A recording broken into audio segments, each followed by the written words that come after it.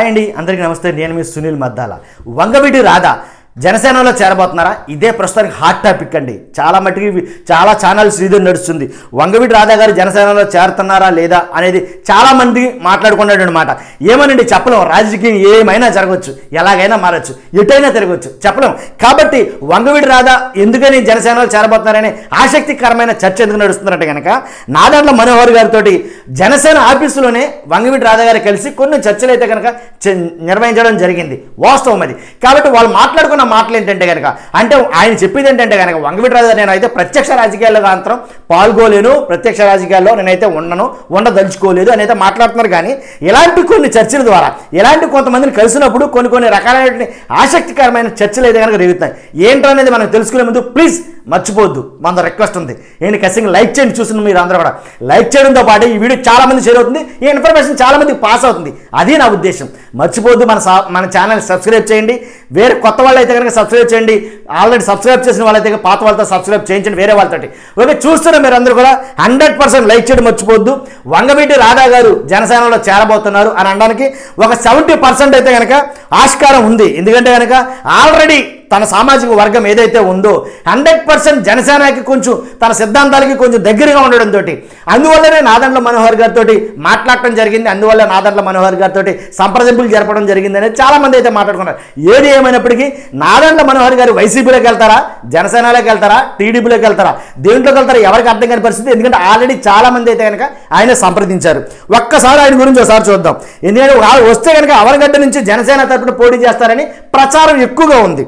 అంతేకాదండి, వంగవీటి రంగ తనయుడు రాధా జనసేన కార్యాలయంలో ప్రత్యక్షమవడం, ఆ పార్టీ నేత నాదెండ్ల మనోహర్తోనూ మచిలీపట్నం నుంచి జనసేన ఎంపీ అభ్యర్థిగా పోటీ చేయించిన వల్లభనేని శౌరి ఎవరైతే బాలశౌరితోనూ భేటీ కావడంతో రాజకీయ వర్గాల్లో చాలా ఆసక్తికరమైనటువంటి చర్చ అయితే కనుక జరిగింది. అదండి ముఖ్యమైన విషయం అనమాట ఇది.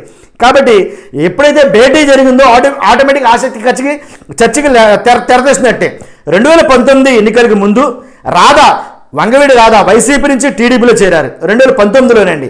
తర్వాత ఈ ఎన్నికల్లో రాధా ఏదో ఒక నియోజకవర్గం నుంచి పోటీ చేస్తారనుకున్నారు, కానీ ప్రచారం జరిగింది, కానీ అయితే చేయలే. అయితే తనకు ప్రత్యక్ష ఎన్నికల్లో పోటీ చేసే ఆసక్తి లేదని రాధా టీడీపీ పెద్దలకు చెప్పినట్లు సమాచారం. సోమవారం రాత్రి ఆయన జనసేన కార్యాలయంలో నాదెండ్ల మనోహర్తో, గుంటూరులో బాలశౌరితో భేటీ కావడంతో మళ్ళీ కొత్త ప్రచారాలు తెరతీసింది.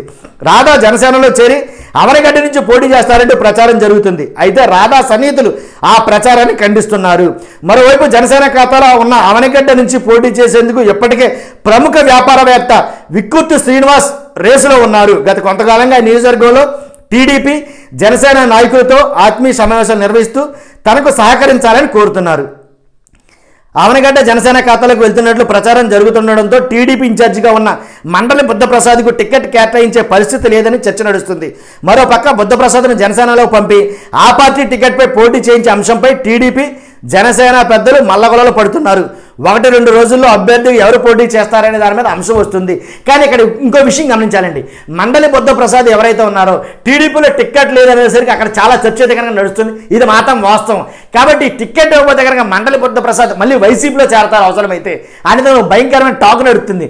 కానీ వైసీపీలో చేరతారా లేదన్నది తెలియదు. కానీ టికెట్ అయితే కనుక అక్కడి నుంచి ఇవ్వకపోతే ఒకవేళ వేరే ప్లేస్ అయితే కనుక ఆయన కేటాయిస్తారు అని అయితే అనుకున్నారు. ఎంతవరకు అనేది ఈ సీట్లు అనౌన్స్ చేస్తే కానీ ఒక క్లారిటీ అనేది రాదనమాట. కాబట్టి వంగవీటి రాధా గారు జనసేనలో పోటీ చేస్తారా, టీడీపీలో పోటీ చేస్తారా, వైసీపీలో పోటీ చేస్తారా ఇంత క్లారిటీ అనేది రాదు. కానీ నాదెండ్ల మనోహర్ గారితో చర్చించడం పట్ల చాలా ఆసక్తికరమైన చర్చ అయితే కనుక లేచిందండి. దానివల్ల నాదెండ్ల మనోహర్ గారు అడిగి ఏమడుకుంటారు, కాబట్టి మీరు వస్తారంటే కనుక అవనగడ్డ నుంచి మేము మీకు ప్లేస్మెంట్ ఇస్తాం, అక్కడి నుంచి మీరు పోటీ చేయండి, అవనగడ్డ నుంచి మీరు పోటీ చేయాలని చెప్పండి. అవనగడ్డ నుంచి నిజంగా వంగవీటి రాధా గారు పోటీ చేస్తే కనుక గెలుస్తారంటారా, గెలవరంటారా, అది మీ అభిప్రాయం తెలుసుకోవాలన్నాను. ఖచ్చితంగా ఈ విషయం మీద మీరు కామెంట్ చేయండి. కాబట్టి వంగవీటి రాధా గారి గురించి వైసీపీ నాయకులు మాట్లాడారు, కార్యకర్తలు చర్చించారు. జగన్మోహన్ రెడ్డి గారే చాలా మట్టికి మాట్లాడటం జరిగింది. అయినా కానీ వైసీపీలోకి వెళ్ళలేదు వంగవీటి రాధా గారు.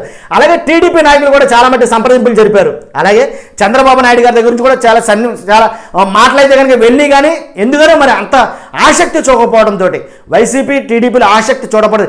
జనసేన నాయకులతో ఎప్పుడైతే మాట్లాడారో జనసేన మీద కొంచెం గుడ్ ఒపీనియన్ ఉన్నట్టుంది ఆయనకి, కాబట్టి జనసేనలో చేరతారేమో, కాబట్టి జనసేనని చేరుతున్నారు, అవనగడ్డ నుంచి పోటీ చేస్తారు, రకరకాలైనటువంటి వాదనలు, భిన్న వాదనలు అయితే కనుక వినిపిస్తున్నాయి.